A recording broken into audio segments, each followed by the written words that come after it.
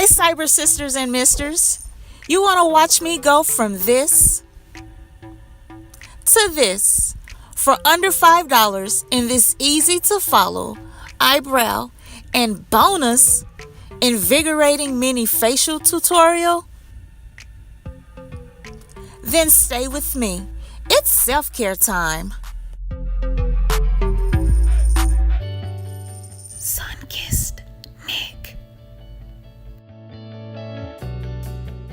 Subscribe.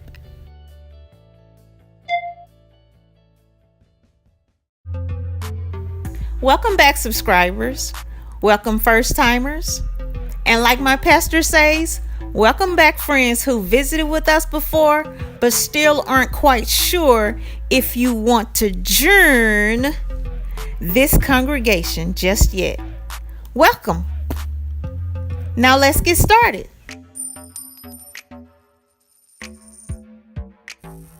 I'll begin by testing the temperature of a warm towel on the back of my wrist. If it's cool enough for the thin skin on the back of my wrist, then it's cool enough for my face. A few benefits of the hot towel includes it's hydrating. It opens pores and helps to release buildup and impurities that's trapped beneath the skin. It helps skin absorption of topical solutions, and it's very relaxing. Moving on to the hydrating cleanser mix. Coconut oil for skin elasticity, collagen production, and added hydration. Honey for its healing, antibacterial, and anti-aging properties. Cinnamon treats acne scars. Yogurt for antifungal properties. It tightens pores, dislodges dead skin, and it reduces fine lines. Stir briskly. Apply with your fingers or a soft facial brush.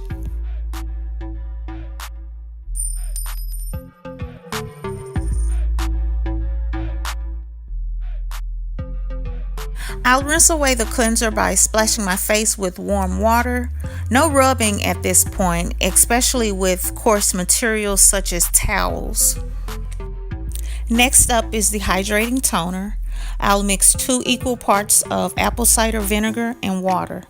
Apple cider vinegar for its anti-inflammatory properties, and it balances pH levels of the skin.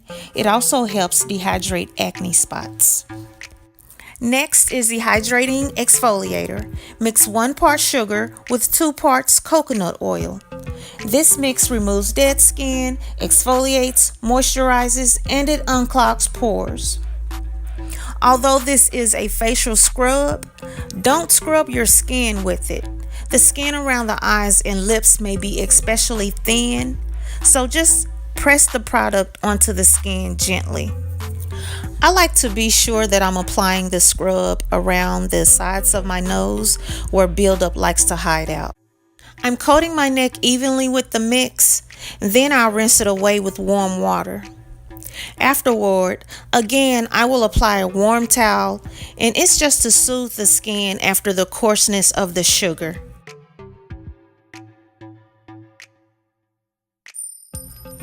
Now on to the hydrating steamer. I love this part.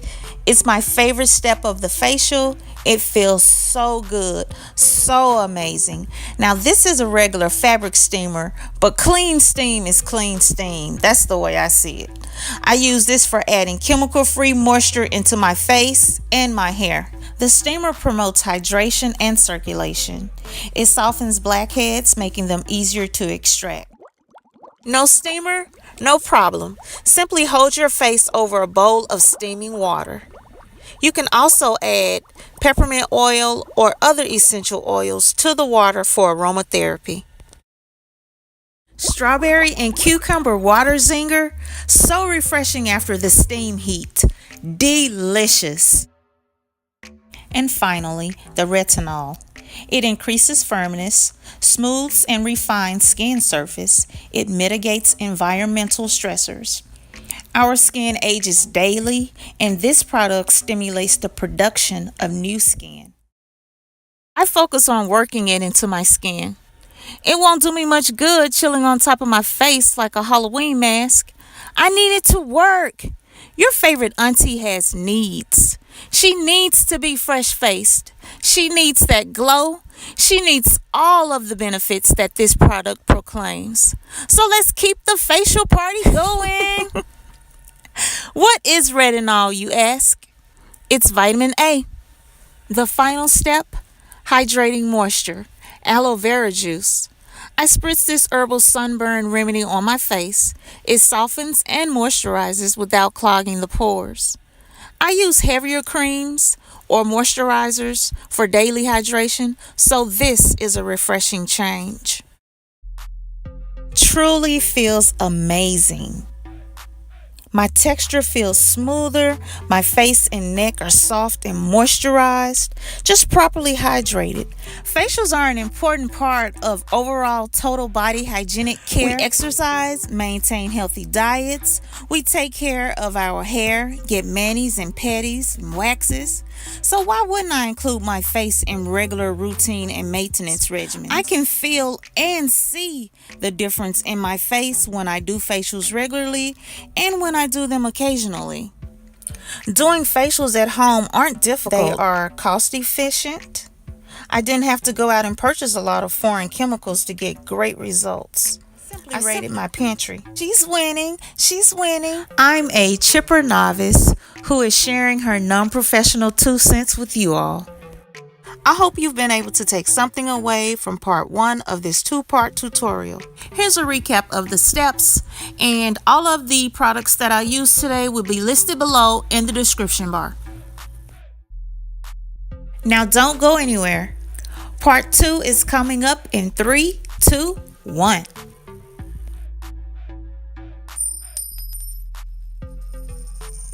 After removing excess oils from my brows with a moist cotton ball, I like to brighten my brow bone with highlighter.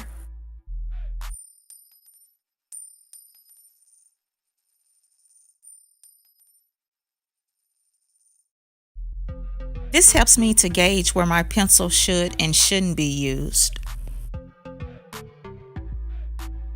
This step is totally optional though.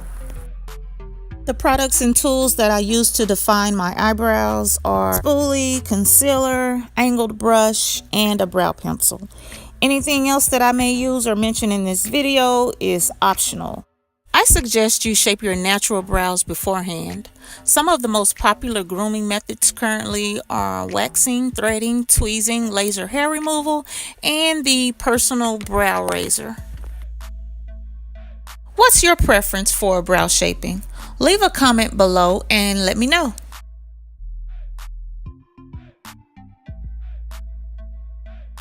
I hold the freshly sharpened pencil at an angle, not straight on.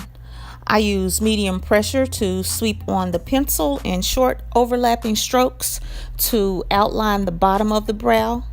Then I outline the top border. My brows are sparse, so I overdraw above my actual brow line to make them look thicker. Because I like my brows to start off light and gradually become deeper, I begin by filling in my brows further from the start of my brows, or should I say further from the middle of my face. I believe I inherited thin brows from my mom. All of Daisy's daughters have sparse, thin brows, all 8 of us. Between us all, we've probably tried every type of brow grooming process that's known to man. But even with thin brows, we all like to keep them well groomed. So just continue to fill in the areas between the upper and lower border. Then I'll use the spoolie to feather out the product. I flick out the spoolie lightly to soften and diffuse the product. I fill in more as needed until I am satisfied. Personal makeup application is only right or wrong when you decide it's right or wrong for you. Contour your brows as you see fit.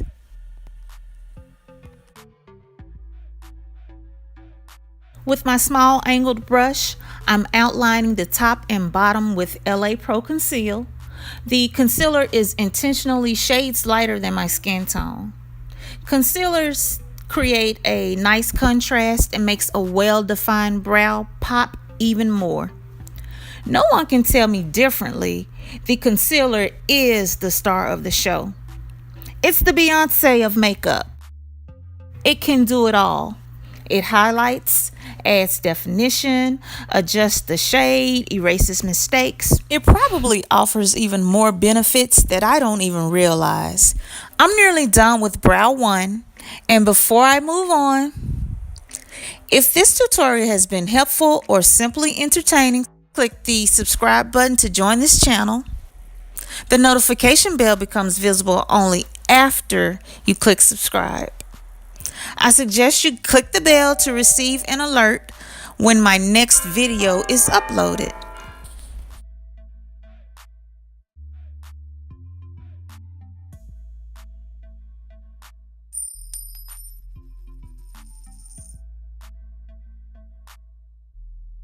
I finished my second brow off camera to decrease the length of the video. I must confess, the arch of that second brow gave me the blues.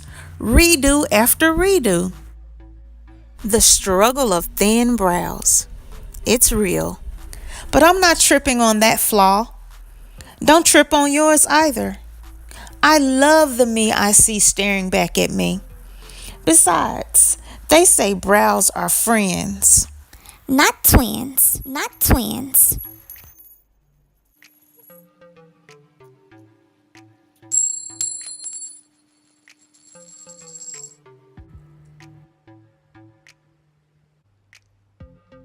So I hope you enjoy the rest of your 24 while I continue to watch my current favorite YouTube channel, Van Lenore. Beautiful hair, lovely on-camera personality. This sound that you've heard throughout the video wasn't your imagination. It's the sound of coins dropping. I'm selective about when, where, and how I spend my coin. The 2 services alone that I featured in this video would have cost you over $100. Save your coin like I do.